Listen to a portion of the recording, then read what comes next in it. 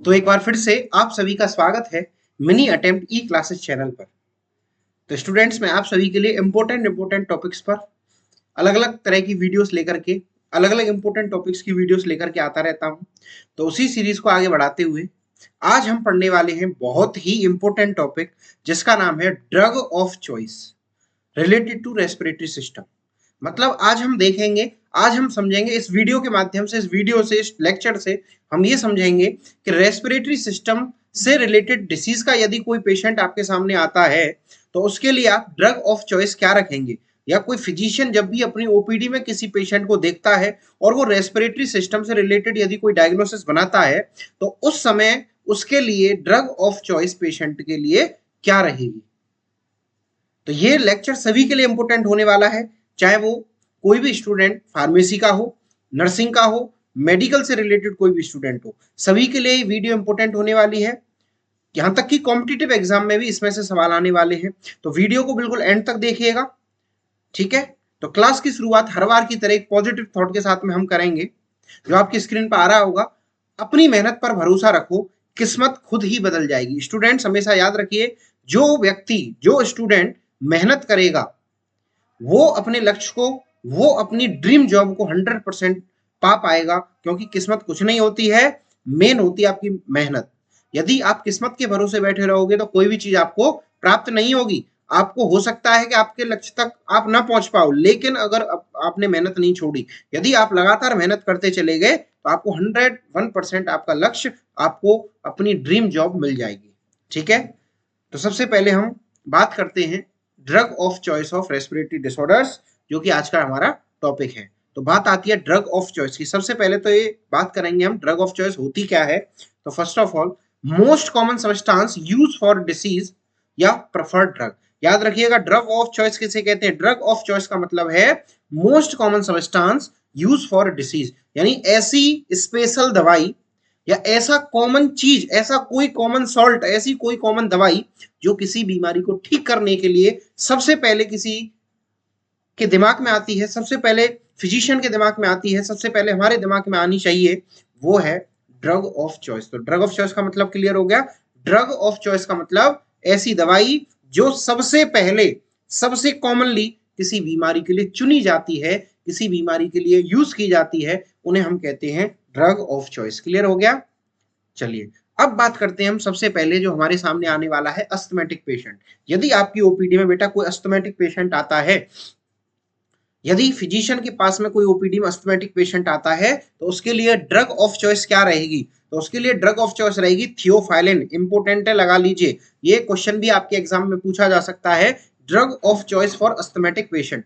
यदि कोई अस्थमा का मरीज है, पहले तो ये समझो अस्थमा क्या होता है। अस्थमा का मतलब एक ऐसी कंडीशन, एक ऐसी डिसीज जिसमें किसी पेशेंट में ब्रोंकोस्पाज्म देखने को मिलता है, टेम्परेरी ब्रोंकोस्पाज्म, जिसको हम क्या कर सकते हैं, रिवाइज कर सकते हैं, यानी रिवर्सिबल कर सकते हैं।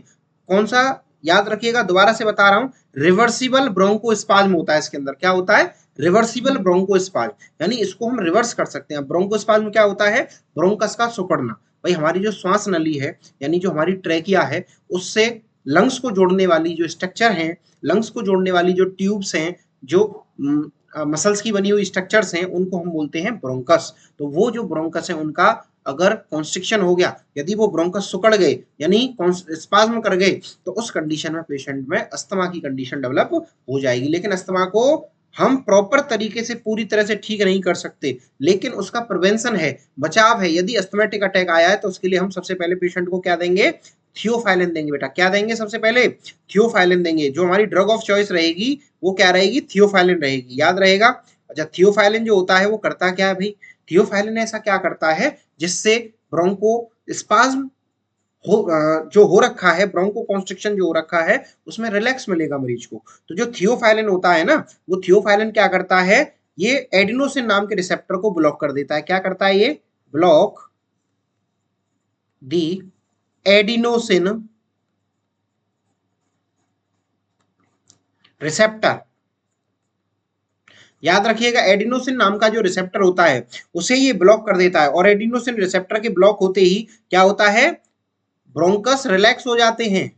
ब्रोंकस क्या हो जाते हैं, रिलैक्स हो जाते हैं, दैट मीन्स ब्रोंको कॉन्स्ट्रिक्शन जो हो रहा था वो हट जाएगा, मीन्स रिलैक्स हो जाएगा। इसीलिए आपने देखा होगा एक पंप के थ्रू अस्थमैटिक पेशेंट में जो दवाई दी जाती है वो थियोफाइलिन हम यूज कर सकते हैं पेशेंट में। ठीक है, चलिए उसके बाद में हम आगे बढ़ते हैं। Next, drug of choice for COPD. बात करते हैं हम सीओपीडी के पेशेंट में, यानी क्रॉनिक ऑब्स्ट्रक्टिव पल्मोनरी डिसीज के पेशेंट में ड्रग ऑफ चॉइस क्या रहेगी। तो सबसे पहले आप ये जानो सीओपीडी क्या होता है। सीओपीडी का मतलब है क्रॉनिक O for obstructive,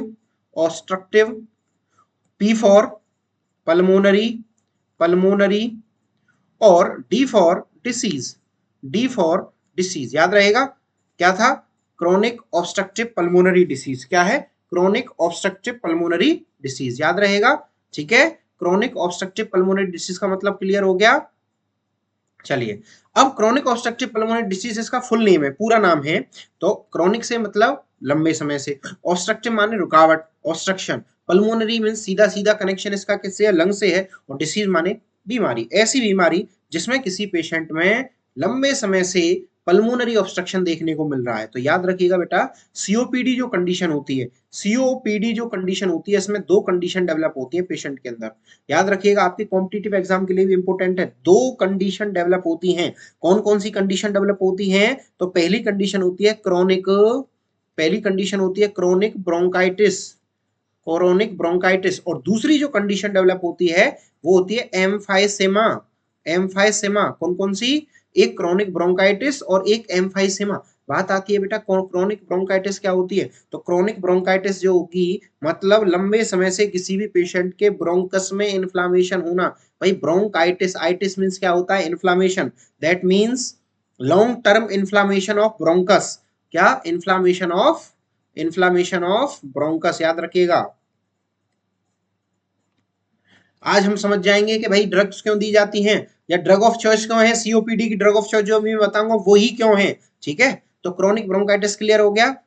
अब बात आती है एम्फाइसीमा। तो इसमें क्या हुआ बेटा? ब्रोंकाइटिस की वजह से क्या हुआ? पेशेंट में शॉर्टनेस ऑफ ब्रीथिंग होने लग गई, साथ में म्यूकस का एक्यूमुलेशन हो गया। क्या हो गया? म्यूकस एक्यूमुलेट हो गया, मतलब इकट्ठा हो गया। तो रास्ता रुका, रास्ते में ब्लॉकेज आई, रास्ता छोटा हो गया।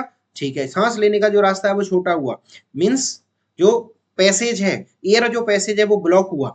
सेकंड कंडीशन डेवलप होगी इसमें एम्फाइसीमा। कौन सी डेवलप होगी बेटा? एम्फाइसीमा, जिसका मतलब होता है डैमेज या डिस्ट्रक्शन ऑफ एल्वियोलाई। सबसे पहले तो आप ये समझो एल्वियोलाई क्या होता है। इनको हम एयर सैक के नाम से भी जानते हैं। स्मॉल बैलून लाइक स्ट्रक्चर्स होती हैं। और सबसे इंपॉर्टेंट जो आपके एग्जाम में पूछा जा सकता है क्या, कि जो एल्वोलाई होती हैं वो रेस्पिरेटरी सिस्टम की सबसे छोटी इकाई, स्मॉलेस्ट यूनिट होती हैं। क्या होती है बेटा? स्मॉलेस्ट यूनिट होती हैं किसकी? रेस्पिरेटरी सिस्टम की। किसकी? रेस्पिरेटरी सिस्टम की, याद रहेगा। चलिए, अब डैमेज ऑफ एल्वोलाई यानी एम्फाइसीमा में मोस्टली क्या देखने को मिलता है? Damage of alveoli. तो एल्वोलाई डैमेज होगी तो उसकी वजह से क्या होगा? जो CO2 और ऑक्सीजन का जो ट्रांसफर है, यानी ऑक्सीजन और CO2 का आदान प्रदान है, जो कि लंग्स और ब्लड के बीच में, ब्लड और लंग्स के बीच में, ब्लड और एल्वोलाई के बीच में, एल्वोलाई और ब्लड के बीच में जो होने वाला है वो स्टॉप हो जाएगा, रुक जाएगा, जिसकी वजह से पेशेंट में शॉर्टनेस ऑफ ब्रीथिंग और साइनोसिस और बहुत सारी दिक्कतें देखने को मिलेंगी। तो ऐसे पेशेंट के लिए हम क्या देते हैं? पेशेंट को एंटी कोलिनर्जिक ड्रग देंगे बेटा। क्या देंगे? Anti cholinergic drug of choice रहेगी। अब एंटी कोलिनर्जिक ड्रग ही क्यों दे रहे हैं? क्यों? क्योंकि एंटी कोलिनर्जिक जो ड्रग होती हैं वो एसिटल कोलिन, किसको बेटा? एसिटल कोलिन रिसेप्टर्स जो होते हैं। एसिटल कोलिन क्या होते हैं? न्यूरोट्रांसमीटर होते हैं। जो एसिटल कोलिन होता है, एसिटल कोलिन शॉर्ट में ACH बोलते हैं। तो एसिटल कोलिन को क्या कर देगा? ये ब्लॉक कर देगा। क्या कर देगा? ब्लॉक कर देगा। याद रखिएगा, एसिटल कोलिन को ब्लॉक करने से क्या फायदा होगा? जो मस्कुलर स्पाज्म हो रखा है वो रिलैक्स हो जाएगा। ठीक है, मस्कुलर स्पाज्म क्या हो जाएगा?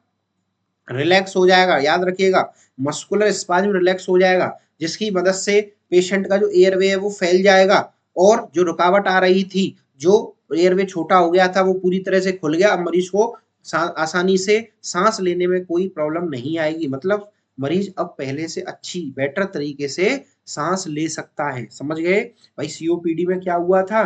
Chronic obstructive pulmonary disease, obstruction आ गया था। जब ऑब्स्ट्रक्शन तो आ ही गया है, हमने क्या किया? रास्ते को थोड़ा फैला दिया। रास्ते को थोड़ा खोल दिया एंटीकोलिनर्जिक ड्रग देके। उसने क्या किया, उसने एसिटाइलकोलिन को ब्लॉक कर दिया। एसिटाइलकोलिन क्योंकि एक न्यूरोट्रांसमीटर है, न्यूरोट्रांसमीटर मतलब नर्व इंपल्सेस को ले जाने वाला, तो न्यूरोट्रांसमीटर ने क्या किया, जैसे ही उसने एसीटेज को ब्लॉक किया तो मस्कुलर स्पाज्म जो हो रहा था वो रिलैक्स हो गया, ठीक है, जिसकी वजह से पेशेंट को प्रॉपर सांस आना शुरू हो गई। तो एंटीकोलिनर्जिक का एग्जांपल क्या ले सकते हैं हम यहाँ पर, क्या ले सकते हैं बेटा, ग्लाइकोपायरोलेट, क्या ले सकते हैं, ग्लाइकोपायरोलेट,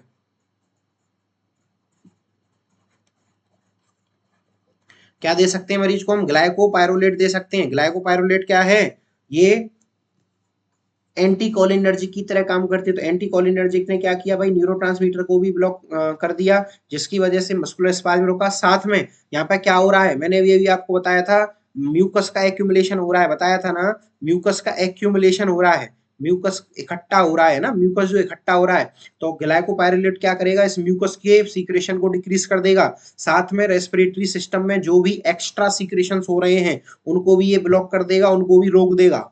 समझ में आ गया बेटा, ये इसका क्या है, सबसे बेस्ट ग्लाइकोपायरोलेट एंटीकोलिनर्जिक ड्रग है जो कि सीओपीडी में हम यूज कर सकते हैं। क्लियर हो गया। चलिए अब बात आती है drug of choice for suppression of cough. यदि किसी पेशेंट में कफ है, खांसी है, तो उसके लिए हम क्या यूज करते हैं, डेक्स्ट्रो कौन सा यूज करते हैं, डेक्स्ट्रोमेथोर्फेन। क्या यूज करते हैं बेटा, डेक्स्ट्रोमिथार्फेन। ये क्या करेगा, ये ड्राई कफ के नाम से भी आता है, किस नाम से भी आता है, ड्राई कफ के नाम से।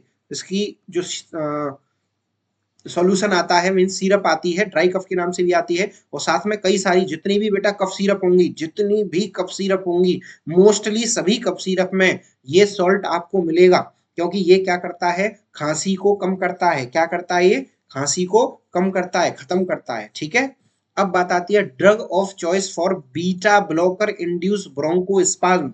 यदि किसी पेशेंट में बीटा ब्लॉकर इंड्यूस ब्रोंकोस्पाज्म है।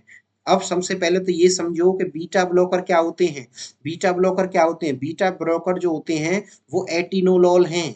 एटिनोलॉल आते हैं इसके अंदर, क्या आते हैं बेटा, एटिनोलॉल आते हैं। बीटा ब्लॉकर में क्या आता है, एटिनोलॉल। तो ये एटिनोलॉल क्या करेगा, एटिनोलॉल क्या करेगा, बीपी को डिक्रीज करेगा, ब्लड प्रेशर को डिक्रीज करेगा। ठीक है, ब्लड प्रेशर को डिक्रीज करेगा। अब ब्लड प्रेशर से क्या संबंध है भाई ब्रोंकोस्पाज्म का, ये तो मैंने एक आपको एडिशनल फंक्शन बता दिया कि एटिनोलॉल का कार्य बीपी को घटाना है, क्योंकि ब्लड प्रेशर का संबंध सीधा सीधा रेस्पिरेटरी सिस्टम से भी होता है। लेकिन मेन काम तो इसका रह गया, मेन काम क्या है कि ये एडवर्स इफेक्ट, भाई इसका एटिनोल जो बीटा ब्लॉकर होते हैं ना बेटा, एटिनोलॉल, इसका एक साइड इफेक्ट है, याद रखिएगा, साइड इफेक्ट है इसका। साइड इफेक्ट है, क्या है, ब्रोंकोस्पाज्म, याद रखना। साइड इफेक्ट क्या है इसका, ब्रोंकोस्पाज्म है। यानी अगर एटिनोल आप मरीज को दोगे तो किसी किसी पेशेंट में, और जनरली अपना साइड इफेक्ट क्या दिखाएगा, ब्रोंकोस्पाज्म करवा देगा, याद रखिएगा। तो बीटा ब्लॉकर देने से, एटिनोल लेने से पेशेंट में ब्रोंकोस्पाज्म हो सकता है। इसीलिए इसीलिए ब्रोंकोस्पाज्म की कंडीशन में, बीटा ब्लॉकर इंड्यूस ब्रोंकोस्पाज्म की कंडीशन में हम पेशेंट को इप्राट्रोपियम ब्रोमाइड देते हैं। क्या देते हैं बेटा, इप्राट्रोपियम ब्रोमाइड, जो क्या करेगा, जो ब्रोंकोस्पाज्म को रिलीज कर देगा, जिससे, और एटिनोलॉल के साइड इफेक्ट को भी कम करेगा, जिससे पेशेंट को कोई भी रेस्पिरेटरी रिलेटेड प्रॉब्लम, सांस लेने में शॉर्टनेस ऑफ ब्रीथिंग, एपनिया वगैरह नहीं होगा। क्लियर है मामला। चलिए उसके बाद में नेक्स्ट बात करते हैं drug of choice for pulmonary oedema. सबसे पहले तो ये समझो बेटा पल्मोनरी इडीमा क्या होता है। पल्मोनरी इडीमा का मतलब, पल्मोन्स मींस लंग्स, पल्मोन्स जो वर्ड है, पल्मोन्स, पल्मोन्स का मतलब क्या होता है, लंग्स। पल्मोन्स का मतलब क्या होता है बेटा, लंग्स। और लंग्स के अंदर इडीमा होना, इडीमा का मतलब क्या होता है, collection of fluid, collection collection of of fluid. अब कहाँ पे फ्लूइड का कलेक्शन होगा, लंग्स के अंदर। यानी जो अपनी लंग्स की लेयर हैं, लंग्स में दो लेयर होती हैं, पैराइटल और विसरल प्लूरा, उन दोनों प्लूरा के बीच में प्लूरल फ्लूइड भरा हुआ रहता है। उस फ्लूइड का कलेक्शन यदि बढ़ जाए, वो फ्लूइड यदि बढ़ जाए किसी भी इन्फेक्शन से या किसी भी कारण से, तो पेशेंट में पल्मोनरी एडिमा या लंग्स में सूजन देखने को मिलती है, लंग्स में फ्लूइड का कलेक्शन देखने को मिलता है, जैसे हम आम भाषा में लंग्स में पानी भरना कहते हैं। ठीक है, तो जो पल्मोनरी इडिमा की कंडीशन है उसमें ड्रग ऑफ चॉइस क्या रहेगी पेशेंट के लिए, उसमें हम क्या देंगे, फ्रूसिमाइड या लेसिक्स देंगे। बेटा याद रखिएगा, फ्रूसिमाइड या लेसिक्स देंगे। ये क्या होता है, फ्रूसिमाइड या लेसिक्स, ये एक लूप डायूरेटिक है बेटा। क्या है, एक लूप डायूरेटिक है। लूप डायूरेटिक क्या होता है? लूप डायूरेटिक वो होती हैं जो शरीर में हाइपर वॉल्यूमिया को घटाती हैं। क्या क्या करती हैं? जो शरीर में हाइपर वॉल्यूमिया हो रहा है, क्या हो रहा है? इंक्रीज वॉल्यूम, यानी काय का ब्लड का जो वॉल्यूम है, काय का ब्लड का जो वॉल्यूम अगर इंक्रीज हो गया है तो उसको घटाएंगी, यानी एक्स्ट्रा शरीर से पानी को बाहर कर देंगी। इसलिए हम फ्रूसीमाइड या लेसिक्स देंगे। भाई सीधी सी बात है, यहाँ पे कलेक्शन ऑफ फ्लूइड हो रहा है, तो फ्लूइड को कलेक्ट करने के लिए हम क्या कहते हैं? डायूरेटिक देते हैं। डायूरेटिक देते हैं जिसमें हम फ्रूसीमाइड को चूज करेंगे, जो पल्मोनरी इडीमा की ड्रग ऑफ चॉइस रहेगी। क्लियर है? चलिए उसके बाद में next, drug of choice for hiccups. यदि किसी मरीज को, यदि किसी पेशेंट को हिचकियां आ रही है, बेटा हिकअप्स हो रहा है, हिचकी आ रही है, तो उसके लिए ड्रग ऑफ चॉइस क्या रहेगी? उसके लिए होगी क्लोप्रोमाजिन। क्या होगी? क्लोप्रोमाजिन। और ये एक एंटीसाइकोटिक ड्रग भी है। क्या है ये? एक एंटी साइकोटिक ड्रग भी है। लिख लीजिएगा, एग्जाम में इंपोर्टेंट है, एग्जाम में पूछी जा गई है कई बार कि drug of choice for hiccups, hiccups के लिए, हिचकियों के लिए कौन सी ड्रग यूज करते हैं। और यदि ये तो नॉर्मल सी चीज है बेटा, हिचकियां बहुत लोगों को आती हैं, अगर बिल्कुल नहीं रुक रही हैं तो एक बार आप क्लोप्रोमाजिन दे करके देख सकते हो पेशेंट को। ठीक है बेटा? चलिए अब बात आती है drug of choice for exercise induced asthma. यदि किसी पेशेंट को एक्सरसाइज इंड्यूस्ड अस्थमा है, मीन्स उसने बहुत सारी एक्सरसाइज कर ली है, एक्सरसाइज करने के बाद में क्या होता है कि हमारे शरीर की मेटाबॉलिज्म बढ़ जाती है, साथ में हमारी रेस्पिरेटरी रेट, हार्ट रेट भी बढ़ती है, साथ में मेटाबॉलिक बढ़ने की वजह से, मेटाबॉलिक रेट बढ़ने की वजह से जो हार्मोन है या हमारे जो न्यूरोट्रांसमीटर है वो भी डिस्टर्ब होते हैं, जिसकी वजह से कभी कभी पेशेंट में अस्थमा देखने को मिल जाता है। तो उस कंडीशन में हम क्या देंगे? एल्ब्यूट्रॉल देंगे बेटा। उस कंडीशन में हम क्या देंगे? एल्ब्यूट्रॉल देंगे, यदि किसी पेशेंट में एक्सरसाइज इंड्यूस्ड अस्थमा है तो। ठीक है? अगली बात आती है drug of choice for cessation of smoking. यदि हमें स्मोकिंग रोकना है, जनरली बहुत लोग परेशान हैं कि भाई स्मोकिंग रोकनी है, हमें स्मोकिंग नहीं रोक पा रहे हैं, तो स्मोकिंग रोकनी है तो स्मोकिंग को रोकने के लिए, यानी सिगरेट को छुड़ाने के लिए हम निकोटीन यूज करते हैं। निकोटीन की टेबलेट आपको मार्केट में निकोटेक्स वगैरह के नाम से कई सारी ब्रांड नेम से बेटा आपको मार्केट में मिलेंगी। ठीक है? क्लियर है मामला? ठीक है, तो हमने बहुत इंपोर्टेंट पॉइंट्स, बहुत ही जरूरी पॉइंट, बहुत ही जरूरी ड्रग ऑफ चॉइस हमने रेस्पिरेटरी सिस्टम से रिलेटेड हमने स्टडी कर ली। ठीक है? तो इनके आधार पर आप ड्रग ऑफ चॉइस, चाहे वो आपके एग्जाम में आए, चाहे आपकी जनरल लाइफ में या आपके क्लिनिक्स पे, यदि कोई पेशेंट आता है इस चीज का या ड्रग ऑफ चॉइस को लेकर के कोई सवाल आपके सामने आता है, तो आप उसका जवाब इस वीडियो को देख करके, इस लेक्चर को देख करके दे सकते हैं। तो आज के लिए इतना ही। Thank you very much. यदि आपको ये लेक्चर अच्छा लगा हो तो वीडियो को लाइक करिए, चैनल को सब्सक्राइब करिए, ज़्यादा से ज़्यादा स्टूडेंट्स के साथ में शेयर करिए इस चैनल को, जिससे आप जैसे सभी स्टूडेंट, आप जैसे सभी लोगों को इस वीडियो का फायदा हो। ठीक है? Thank you very much.